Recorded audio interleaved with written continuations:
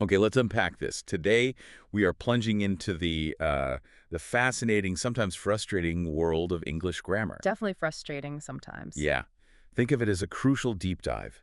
We've got source material articles, guides, analysis, all focused on those common mistakes that trip everyone up. Right. Learners, even native speakers sometimes, we all do it. Exactly. So our mission today is pretty simple.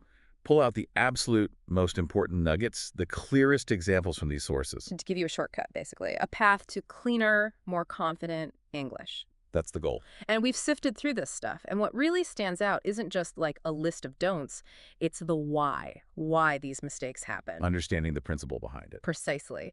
And the sources hit a wide range, basic verb stuff, those tiny prepositions, even how you structure a whole sentence. It's about building a stronger intuition for the language. A stronger intuition. I like that framing.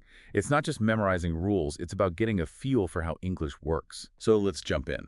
What do our sources highlight first? A real foundational one, and still a common stumble. Subject-verb agreement. Yeah, this seems straightforward, right? Verb matches the subject, singular verb, plural subject, plural verb. But specific contexts still cause confusion. Like what? Well, the sources point directly to issues in the present simple, Wow. especially with the third-person singular he, she, it. Ah, You'll often hear or maybe see the incorrect version like, she go to school every day. right. And the source immediately shows the fix. She goes to school every day. That is crucial. It really is. Yeah. The fundamental rule highlighted is clear. Third-person singular subject, he, she, it, in the present simple. Your verb needs that S or S ending. It's small, but grammatically it's huge. And it's not just the present tense, is it?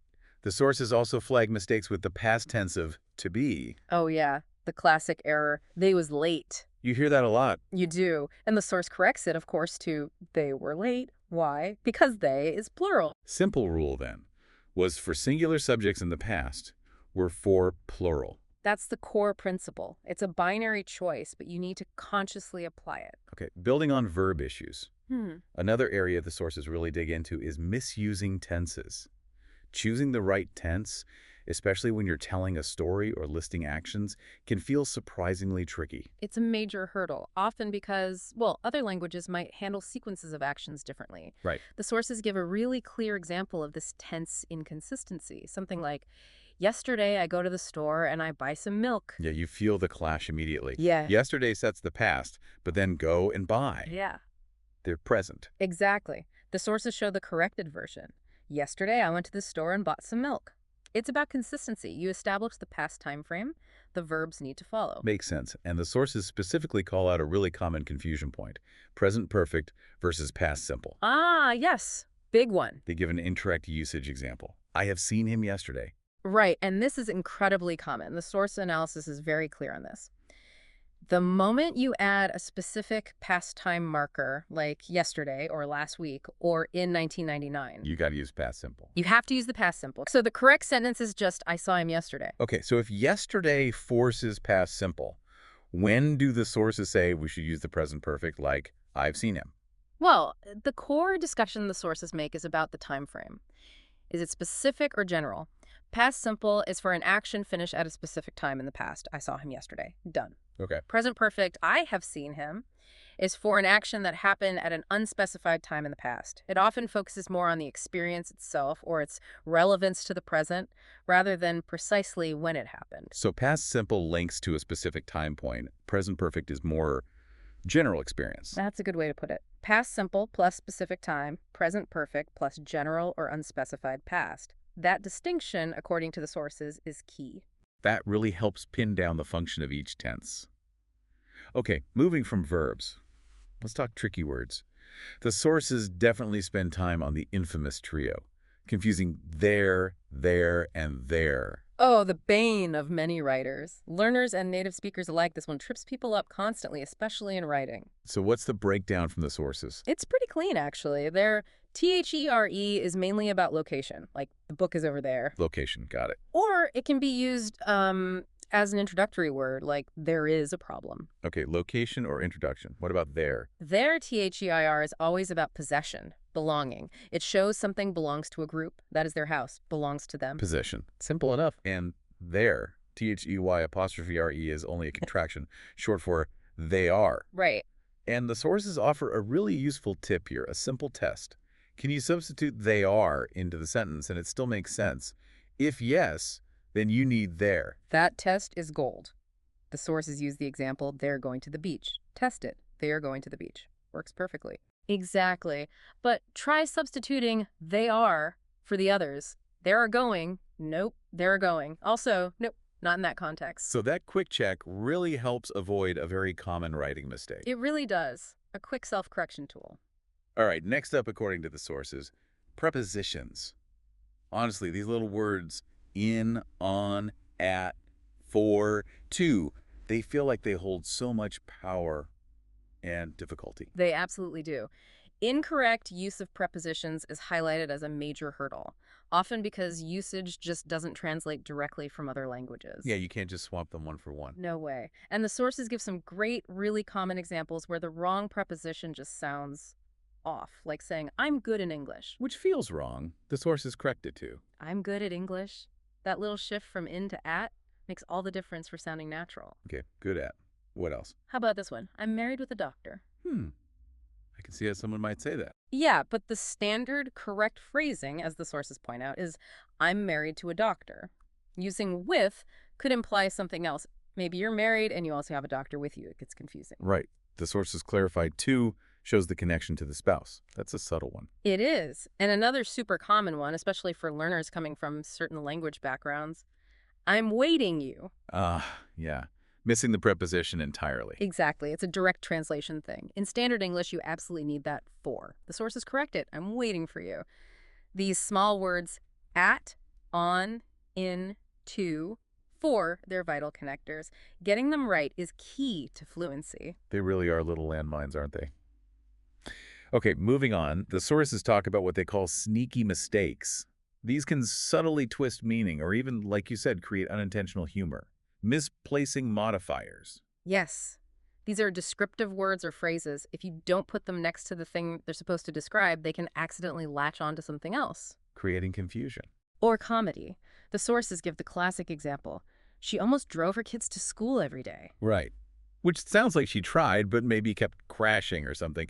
She barely managed the act of driving. Exactly. The almost seems to modify drove. But what was likely meant, and what the sources show as correct, is she drove her kids to school almost every day.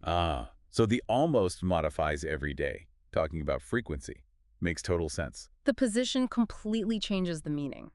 Another great example from the sources is a dangling modifier. Running quickly, the bus was missed. Haha. Yeah, that makes it sound like the bus itself was sprinting. Right.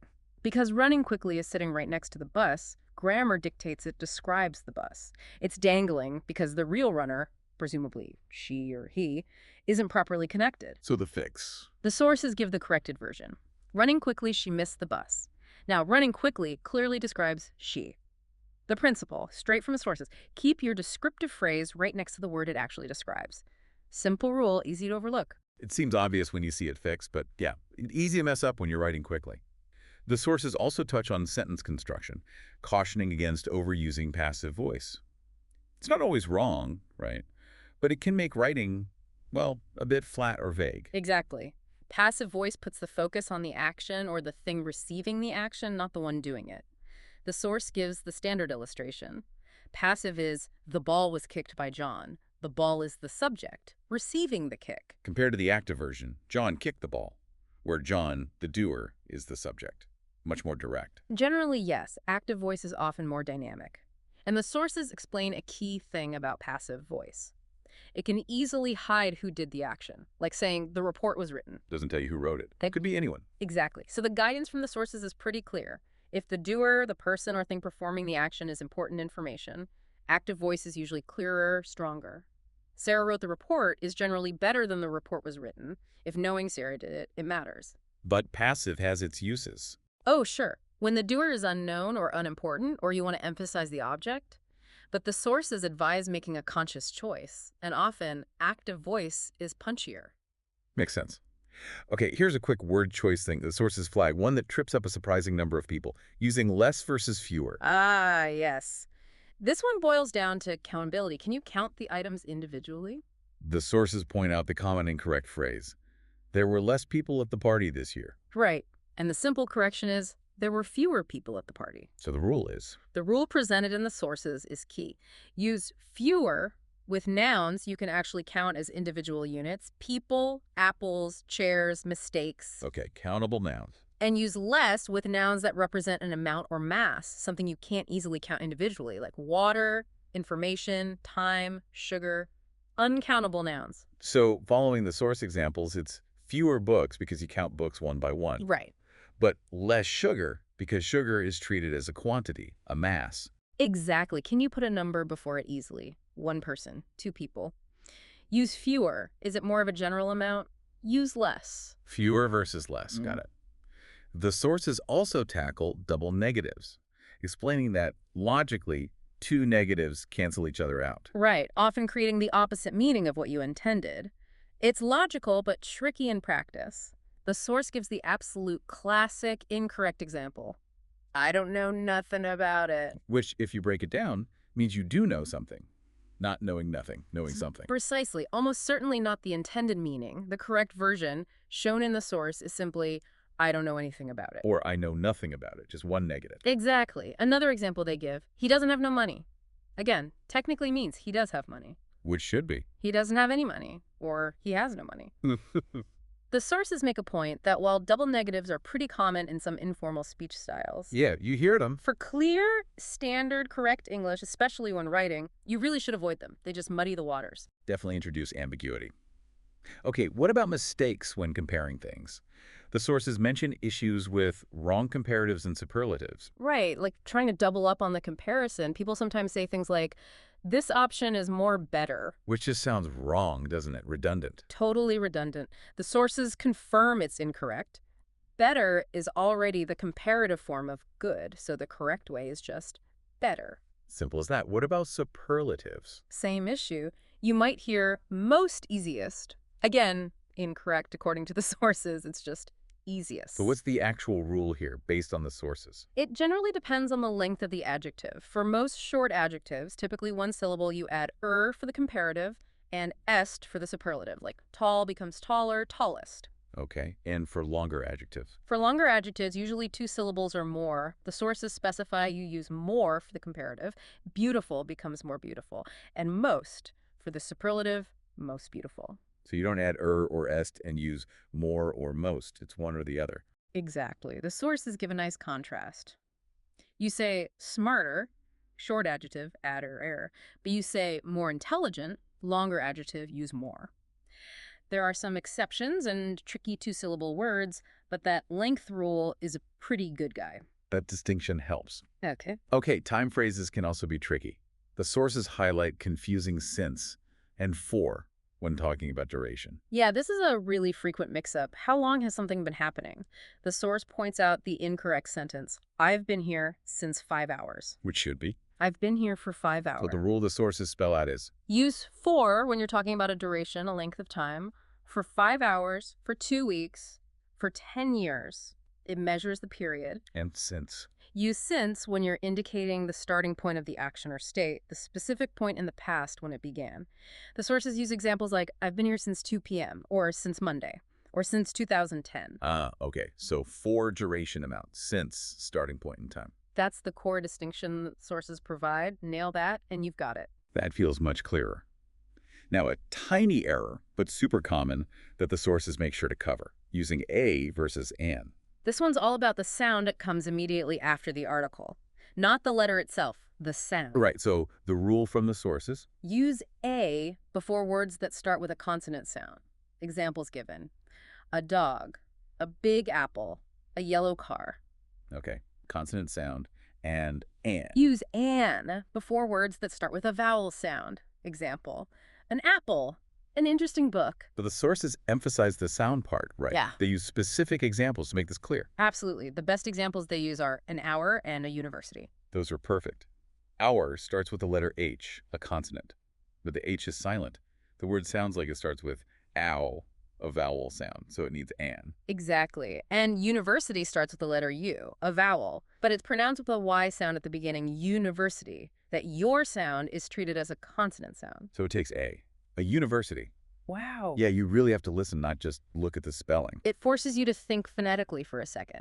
Okay, incorrect word order in questions. Hmm. This is a classic challenge for learners, and the sources tackle it directly. They point out incorrect structures like just raising your voice at the end of a statement, you are coming to the party. Right. In standard English, for a simple yes-no question like that, you usually need to invert the subject and the auxiliary verb, or the verb be, so the source shows the correct order is, are you coming to the party? Same idea with he is your brother. Become. Is he your brother? Yeah. Subject, he, and verb is swap places. And this inversion applies even with question words like where or what. Right? It does, though the question word comes first. The sources show the incorrect where she is going. Correct it to where is she going. The verb is still comes before the subject she. Exactly. The rule from the sources is consistent. For most questions, invert the subject and the first verb. It's a fundamental shift from statement structure. It really is. Okay, now for one that even native speakers can get tangled up in, especially when speaking casually. Me versus I. Oh, yeah. This confusion often pops up when you're talking about yourself and someone else. The sources highlight the very common incorrect usage. Me and Sarah went to the store. Which sounds natural to many people in speech, but the sources correct it to the standard form. Sarah and I went to the store. And the sources offer a simple trick for this. They do, and it's super helpful. Just isolate the pronoun. Take the other person, Sarah, out of the sentence for a second. Would you ever say, me went to the store? No, sounds totally wrong. You'd say, I went to the store. Exactly. So when Sarah's back in the sentence, it should still be Sarah and I. The I is part of the subject doing the going. That isolation test is really practical. But the sources also warn about overcorrecting, don't they? Using I when it should be me. Yes, that happens too. Someone might say, he gave the tickets to Sarah and I, trying to sound correct, but it's actually wrong in that case. So apply the same test. Apply the same test. Take Sarah out. Would you say, he gave the tickets to I? No way. Sounds terrible. You'd say, he gave the tickets to me. Right, because me is the object here, receiving the tickets following the preposition to. So the correct full sentence is, he gave the tickets to Sarah and me. So I is for the subject, me is for the object or after prepositions. The test helps figure out which role it's playing. Exactly. It depends on the pronoun's job in the sentence. Makes sense. The sources also cover issues with connecting complete thoughts, specifically run-on sentences and comma splices. These mess up the flow. Yeah, a run-on sentence, as the sources describe it, is basically just slamming two complete sentences, two independent clauses together without any proper punctuation or connecting word. Like the example, I went to the store, I bought some eggs. Just runs together. Oh, exactly. Two distinct thoughts improperly joined. And a comma splice is very similar, but it uses only a comma to connect them, which isn't strong enough. The source example, I went to the store, I bought some eggs. Still wrong, even with the comma. Still wrong in standard written English. A comma alone can't link two independent clauses. Both run-ons and comma splices are errors because they don't correctly signal how the ideas relate or separate. So how do the sources say to fix them? The straightforward ways are best. Often just use a period. Make them two separate sentences. I went to the store. I bought some eggs. Clean and clear. Simple enough. Or, if the ideas are closely related and you want to show that connection, use a comma followed by a coordinating conjunction like and, but, so, or. The source shows this fix. I went to the store and I bought some eggs. Period, or comma plus conjunction. Okay. Simple fixes for a common writing pitfall. Definitely. And finally, the sources wrap up with something that seems basic, but is absolutely essential and often overlooked. Not capitalizing proper nouns. Yeah, this is fundamental for clarity and just basic correctness in writing. The source gives the stark incorrect example, I love English. Little I, little e. Which should obviously be. I love English. Capital I, capital E. And the sources list the key categories that always need a capital letter, right? They do. It's not just names. It's the pronoun I, always. Specific names of people, John, Sarah. Names of places, cities, Paris, countries, Spain, continents, Asia. Languages, English, French. Days of the week, Monday, Tuesday. Months of the year, June, July. And nationalities or ethnic groups, Indian, German. It's a broad category. People, places, time specifics, languages, nationalities. And the word I. These are all specific, unique entities, and standard English grammar requires us to mark them with a capital letter. Simple, but vital. Absolutely. Wow, okay, we really did cover a lot there. That was a proper deep dive, pulling out a significant list of common grammar traps. And more importantly, the clear fixes and the reasoning behind them, straight from the source material. Yeah. And the strongest theme running through all this, it feels like it's just awareness. Absolutely. That's the biggest takeaway from the sources. Just being aware of these common mistakes, seeing the examples, understanding why they're wrong, that's the critical first step. So just by listening to this, you listening right now, you're already building that intuition we talked about. You'll start noticing these things more. You will. Not just in our examples, but maybe in your own speech, your writing, or just the English you hear and read every day. Mhm. That recognition is powerful. And remember, as the sources kind of suggest between the lines, getting better takes practice, right? Oh, definitely. It's a journey. Reading, listening, speaking, writing, making mistakes is totally normal. It's part of learning any language. The key isn't to fear them. But to see them as chances to correct and grow. Exactly. Recognizing and fixing these points makes your English not just technically correct, but clearer, more professional sounding. And it definitely boosts your confidence, doesn't it? When you feel like you're using the language well. It really does. Applying these insights from the sources will absolutely make a tangible difference. You'll sound more fluent, more accurate.